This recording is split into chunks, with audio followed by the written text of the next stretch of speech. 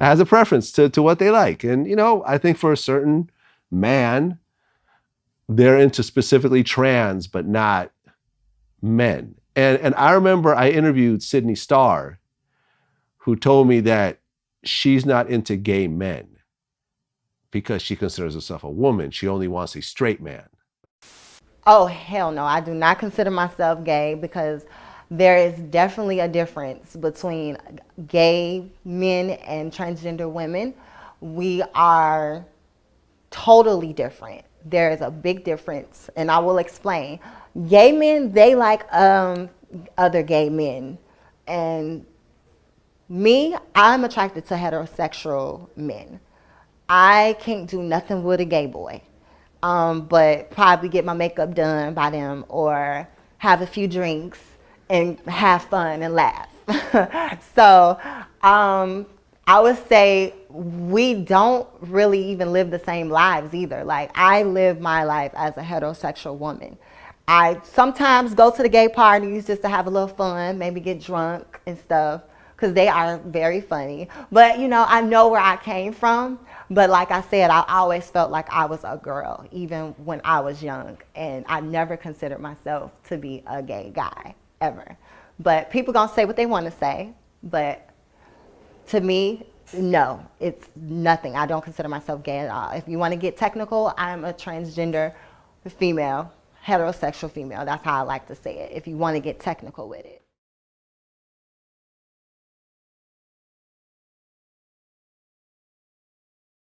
But R. Kelly, listen, from what I'm seeing with this trial, R. Kelly's fucked. Yeah. I bet he been fucked. R. Kelly's fucked. You know what's interesting? They actually reached out to me to do an interview with him before the trial. With him? Like legitimately, like, yo, he wants to get his side out. You know, I mean, we were going to do it from jail, you know, from a phone.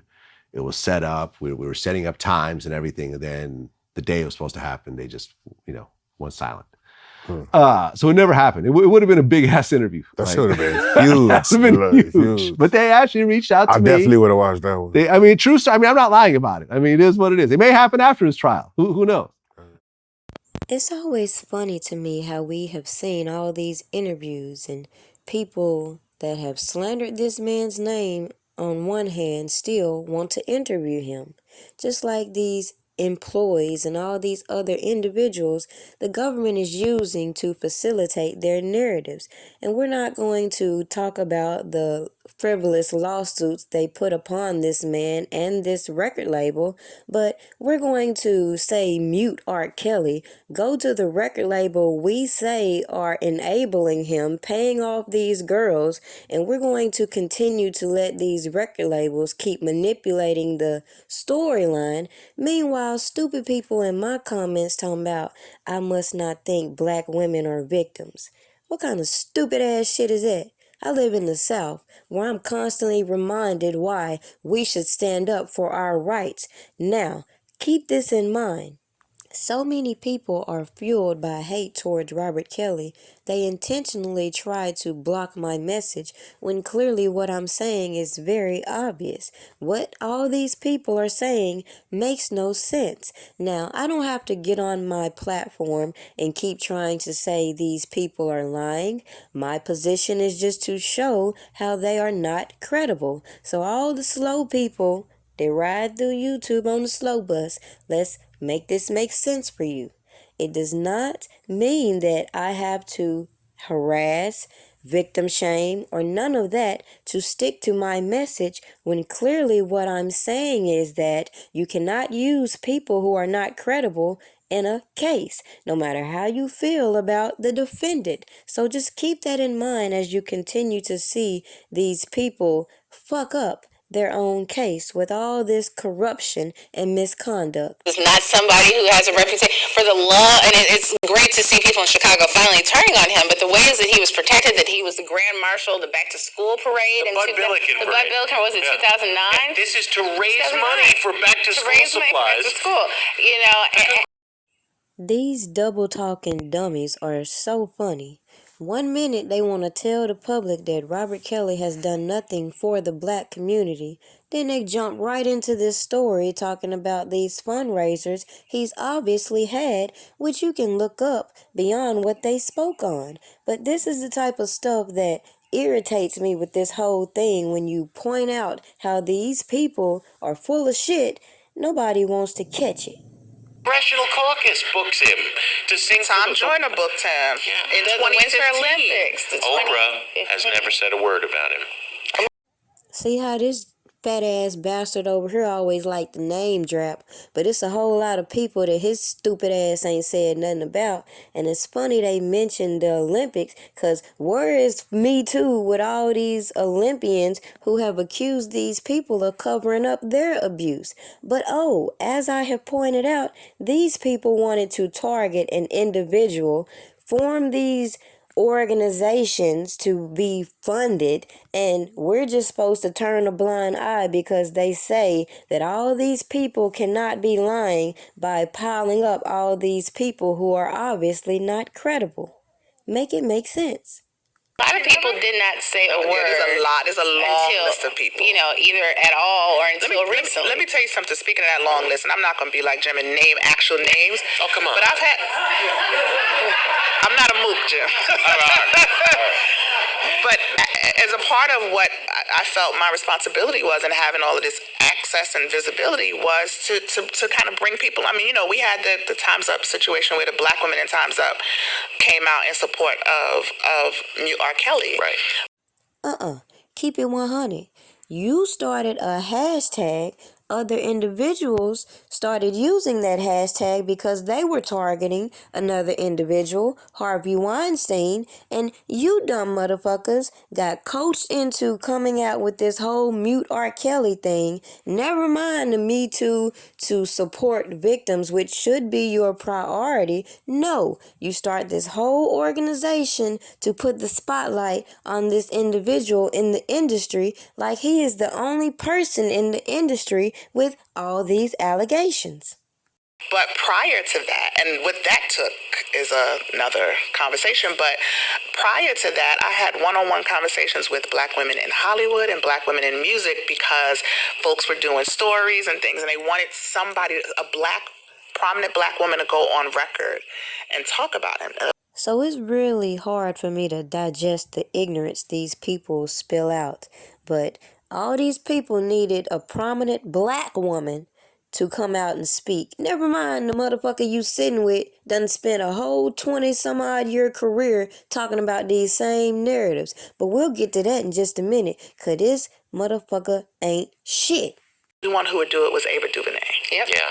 The only one. And I mean... And my God, the art she has just given us. Oh, yeah. That is painful Absolutely. beyond belief. Yeah.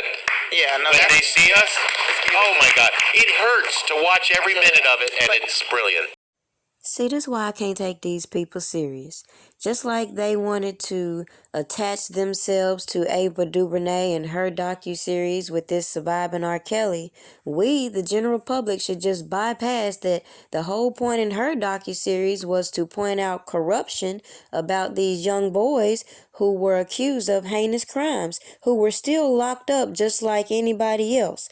Teenage boys who spent so much of their time behind bars, behind allegations that were proven to be false. Yet we're gonna keep turning a blind eye when other people try to follow the blueprint and apply the same tactics to Robert Kelly. Oh yeah, just bypass the corrupt-ass prosecutor Linda Fairstein and just bypass all the stuff that's going on with this judge in this case. We're just gonna keep turning a blind eye because they say all these people cannot be lying. As a matter of fact, I'm trying to take serious these claims of this herpes allegations when there's procedures that you do in those events. But the fact that they're bringing all this to the public forefront and people like me are supposed to bypass all the things the government has done, including the Tuskegee experiment, which they made a nice little movie about to entertain our asses, nobody is going to keep pushing those buttons, I see. But I asked a singer, and who was, I didn't even think could have a connection to him. And she said, well, I don't know, because, we share some writers, and we do. And I'm just like, and another woman said, I would love to, but the backlash that I would get on Twitter, I'm just not ready for it. So this go along, get along who has issues with Robert Kelly and the allegations against him can force these people out and talk about these instances where they're claiming they're victims, but we're just going to bypass if they were a victim, they have rights, and they should not be forced, intimidated, or coerced to go along with any narrative by these individuals trying to profit from these stories. So, I mean, it's not, and I'm just saying that to say that when you have a person like R. Kelly, like I thought the line in Surviving R. Kelly when his wife was like, who's booking these tickets because he can't read, right? Not beyond being funny, was also about, to me, the systems of people who have to exist and be in place in order for him to do what he's done for the length of time he's done it. I say in the book, thousands. Yeah. From the tape operator and the street teams for the record company to Clive Calder and Barry Weiss, those are two names I will name, and Jimmy Iovine at Interscope Records. Barry Hankerson. Billions they made. Hankerson's a problematic one. Hankerson. I didn't know about him until I read. What is new in the book for the first time is that I believe, I cannot prove, and they have not spoken on the record to answer the question directly, that I was living on Grace Street. You can't make this shit up. Right? Grace Street.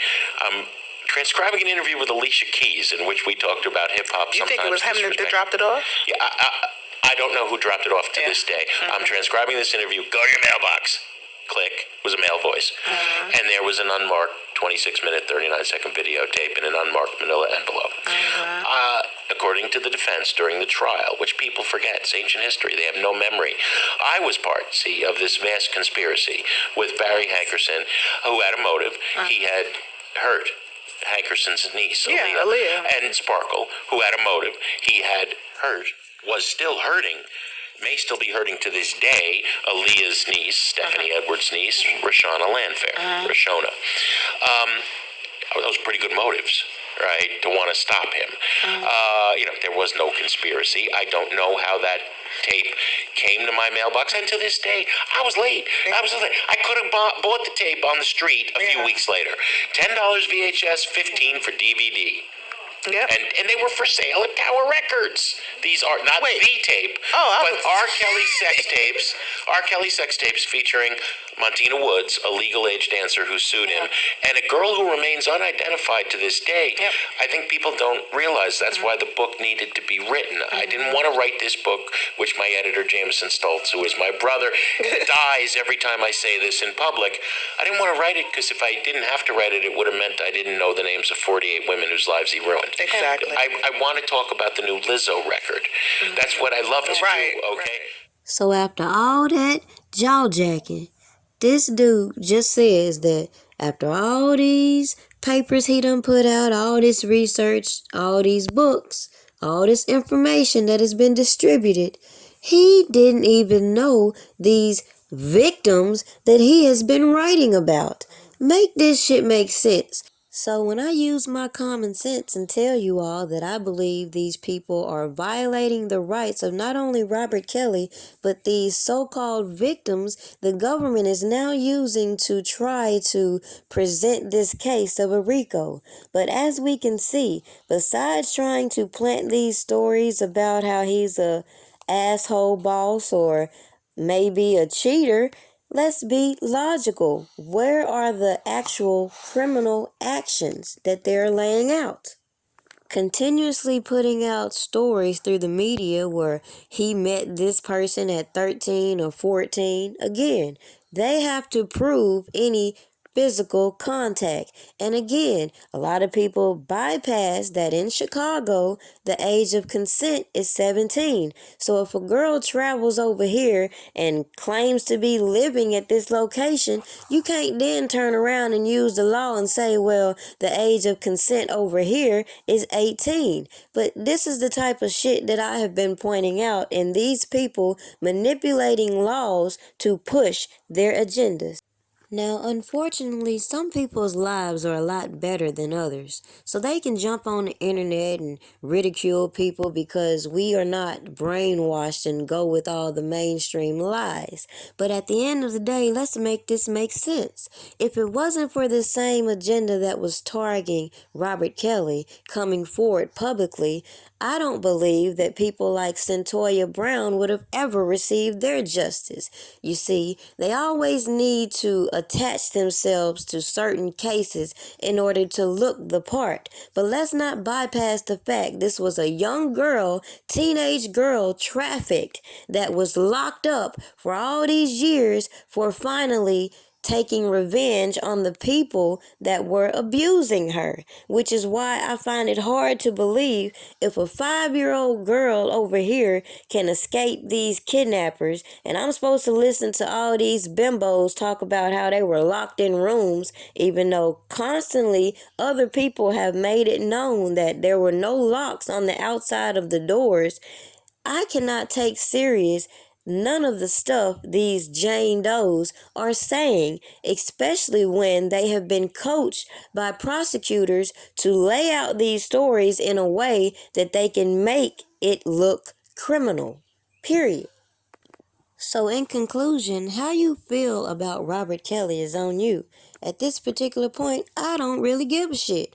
The point is, how we gonna use all these people who are clearly not credible to shape this image of this man who has been nothing but trying to keep his career going instead of this narrative of recruiting girls as they like us to believe. It says a lot when even the prosecutors' witnesses are contradicting the things that they have put in these indictments. But yet, so many people will keep running with the bullshit and feeding into the propaganda.